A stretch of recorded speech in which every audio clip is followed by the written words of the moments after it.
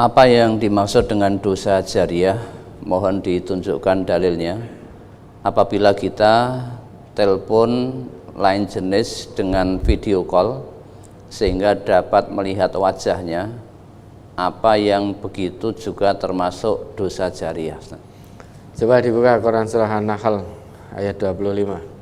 Surat An-Nahl surat 16 ayat 25. Liyahmilu auzarahum kamilatan yaumal qiyamati wa min auzaril ladzina yudillunahum bighairi ilm ala sa'a ma yazirun. Ucapan mereka menyebabkan mereka memikul dosa-dosanya dengan sepenuh-penuhnya pada hari kiamat, dan sebagian dosa-dosa orang yang mereka sesatkan yang tidak mengetahui sedikit pun bahwa mereka disesatkan. Ingatlah, amat buruklah dosa yang mereka pikul itu. Orang yang mengajak orang lain ke jalan setan, jalan yang tidak diridhoi oleh Allah, menyesatkan orang lain, menurut Allah dalam ayat ini, di samping orang yang mengajak tadi memikul dosa sepenuhnya di hari kiamat nanti, dia juga akan memikul sebagian dosa orang yang dia sesatkan tanpa pengetahuan bahwa dia sedang disesatkan. Ini menurut Allah. Lah, dosa jariah itu istilah yang ada di Indonesia ini. Dosa jariah. Kalau menurut Allah dalam ayat ini, liyahmilu auzarahum kamilata yaumal qiyamah wa min auzaril ladina yudillunahum bighairi ilmin ala sa'a ma yazirun. Ucapan mereka artinya ajakan mereka kepada orang lain untuk agar orang lain itu mengikuti dirinya, padahal dirinya itu meniti jalan kesesatan, meniti jalan setan, jalan iblis, kok mengajak orang lain meniti jalan yang tidak dituntunkan oleh Rasulullah, kok mengajak orang lain. Maka ajakan mereka, ucapan mereka menjadi penyebab bahwa di hari kiamat nanti mereka akan memikul dosa-dosa mereka sepenuhnya. Bukan itu saja, mereka juga akan memikul sebagian dosa orang-orang yang telah mereka ajak tanpa mereka, orang yang diajak tadi tanpa mengetahui bahwa mereka sedang disesatkan oleh orang-orang tadi. Ini maksud dari ayat itu. Bukan berarti itu dosa jariah. Dosa jariah itu istilah Indonesia. Artinya misalkan saya mengajak panjenengan ke jalan iblis, jalan setan, jalan yang tidak diridhoi Allah dan Rasulnya. Panjenengan tidak pirsa kalau panjenengan sedang saya ajak menuju kesesatan. Saya bungkus dengan ayat-ayat Quran, saya bungkus hadis dengan hadis-hadis Nabi yang sahih sehingga panjenengan terpana. Kaya-kaya ini bener. Soalnya sing dianu yo ayat, yo hadis. Eleke ayat ning ndi, eleke hadis ning ndi. Kaya ini bener. Wis tak melu wae. Tak melu wae. Nah, padahal ayat dan hadis ini saya gunakan untuk membungkus ajakan saya memang biar panjenengan ikut. Padahal ajakan saya ini isinya itu tidak berkesesuaian dengan ketetapan Allah dan ketetapan Rasulnya. Namun karena saya jadikan ayat dan hadis sebagai bungkus, jenengan menjadi terpana, tertarik, kemudian ikut tanpa bertanya lebih lanjut, iki bener dari Quran, dari Sunnah, atau mung karangan saya sendiri. Wis pokoke melu engko rak tekan surga. Wis ora usah bingung-bingung, ora usah repot takon dalil, wis pokoke melu engko tekan surga. Ya ternyata sampai di sana ternyata selama ini ajakan saya ke panjenengan itu tidak sesuai dengan tuntunan Rasulullah. Nah, di sana nanti saya menanggung penuh atas ucapan-ucapan saya, yang ajakan-ajakan saya ke panjenengan. Dosa-dosa ajakan itu saya tanggung sepenuhnya. Di samping itu sebagian dosa panjenengan karena ikut mengamalkan apa yang menjadi ajakan saya, tanpa panjenengan sadar telah saya ajak ke dalam kesesatan. Ketika saya menyesatkan jenengan, saya pun ikut menanggung dosa panjenengan sebagian. Dosa ketika saya berusaha menyesatkan panjenengan. Nah, usaha menyesatkan jenengan inilah saya mendapatkan dosa. Di samping tadi saya mengucap hal-hal yang tidak bersesuaian dengan ketetapan Allah, ketetapan Rasulullah. Ketika saya mengucapkan itu hal yang tidak sesuai dengan ketetapan din, saya mendapatkan dosa. Kemudian ada orang yang mendengar dan mengamalkan, saya juga mendapatkan dosa karena telah menyebabkan orang berjalan di atas kesesatan tanpa mereka ketahui. Jadi usaha menyesatkan orang, dari situ saya mendapatkan dosa tanpa mengurangi dosa panjenengan. Kan di dalam hadis juga disebutkan, man sanna fil islami sunnatan hasanah, barang siapa yang mempelopori perbuatan baik dalam Islam, falahu ajruha wa ajru man amila biha ba'dahu min ghairi ayyangqusa min ujurihim syai'un.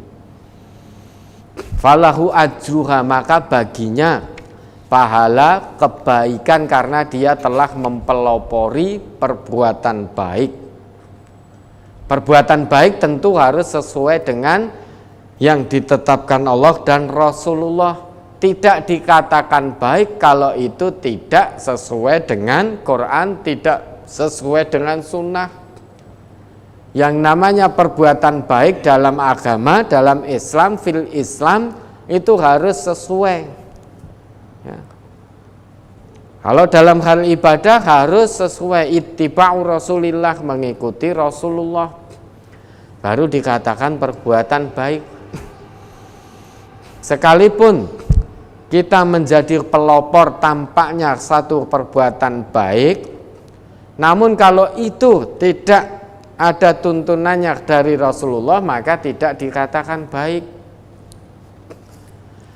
Nah, kalau perbuatan baik itu sesuai yang dicontohkan Rasulullah, maka siapa yang menjadi pelopor dalam perbuatan baik itu, falahu ajruha, dia mendapatkan pahalanya, wa ajru man amila biha ba'dahu, dan sebagian pahala orang yang mengerjakan kebaikan itu.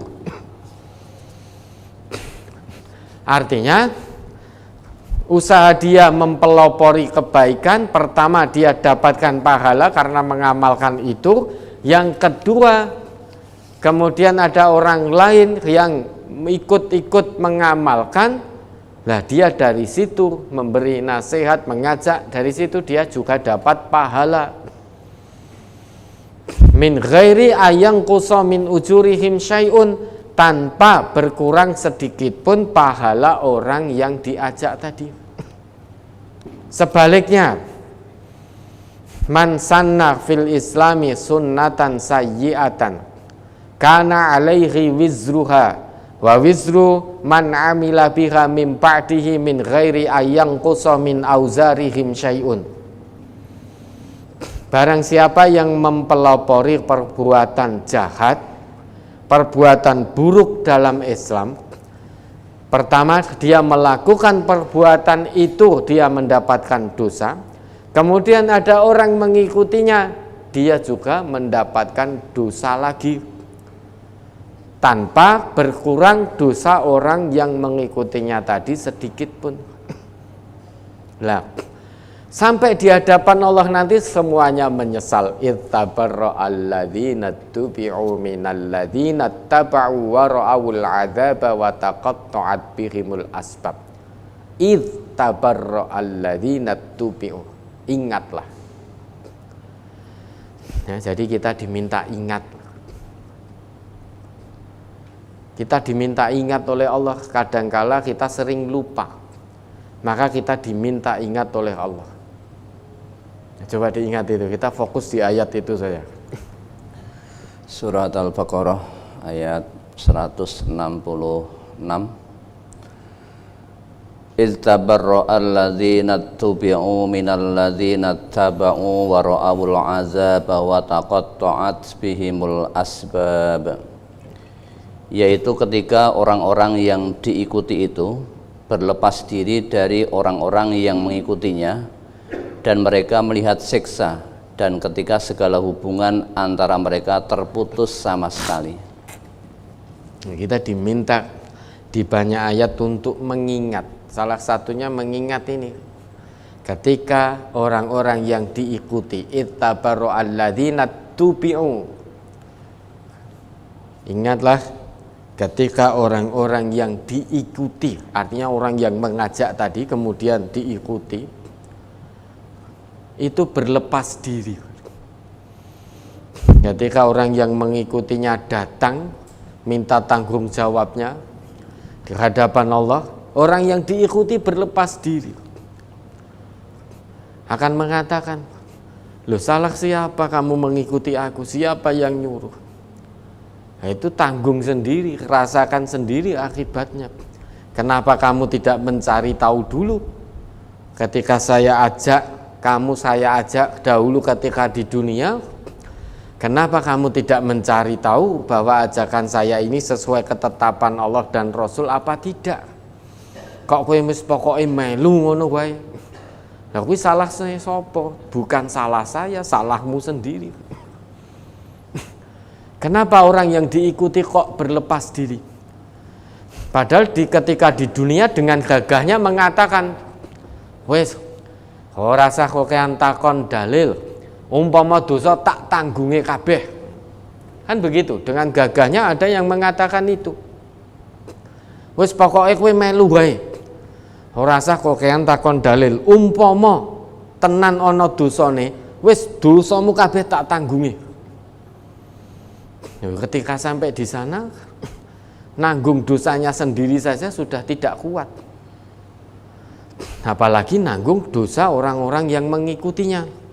Maka ketika ditagih oleh orang-orang yang mengikutinya, orang yang diikuti tadi akan berlepas diri.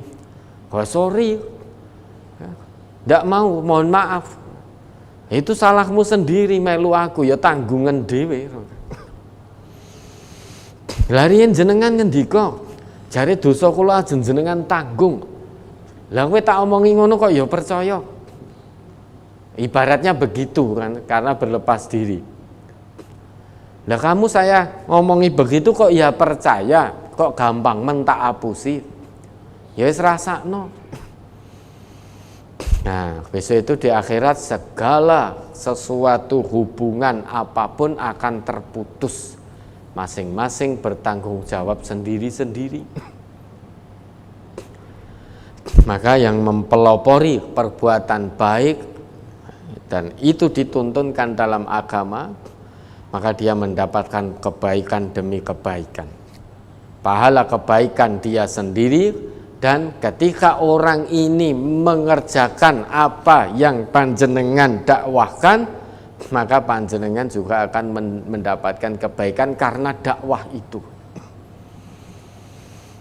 Kalau panjenengan menyeru orang ke jalan kesesatan, mengajak orang sombong, mengajak orang untuk memfitnah orang lain, mengajak orang untuk menipu, mengajak orang untuk korupsi, pertama jenengan dapat dosa korupsi, kedua jenengan dapat dosa orang yang melu-melu korupsi.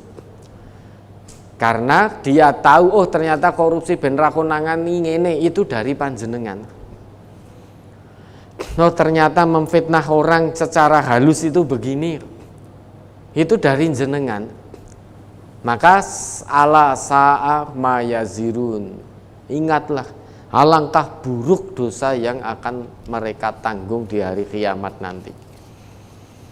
Nah, dosa jariyah itu, dosa mengalir itu istilah Indonesia. Bukan ketika saya tahu dari panjenengan ini keburukan, kemudian saya amalkan, terus saya dapat dosa, terus itu dinamakan dosa jariyah. Bukan seperti itu istilah Indonesia. Kalau menurut ayat Allah dan hadis Nabi tadi, ya, orang tersebut akan mendapatkan dosa dari sebagian dosa orang yang disesatkannya tanpa dosa mereka berkurang sedikit pun.